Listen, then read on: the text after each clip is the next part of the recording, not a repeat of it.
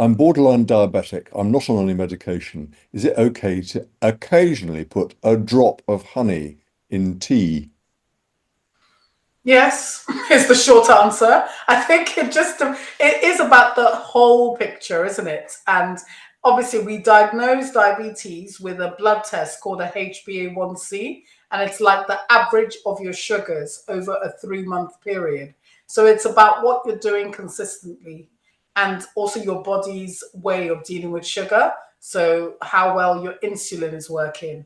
So it isn't a one-off, just that have the odd treat, if you want that ice cream or that chocolate.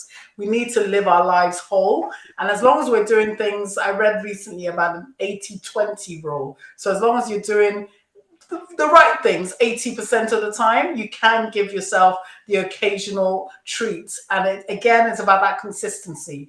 And I think living lives that spark joy, still doing the things that you enjoy, having the meals you enjoy. So as long as you're doing that rainbow with adequate fiber, protein, all the colors, in terms of our fruits and vegetables, and doing that regularly, and having whole meals rather than ultra processed stuff, and doing that most of the time, the odd treats, the odd thing that makes things more palatable is okay. If you're using honey and having 10 cups of tea, probably not okay. So it's always about that moderation and balance. But the occasional drop of honey in tea, I would say, is absolutely fine. But let the results speak for themselves. So get that follow up.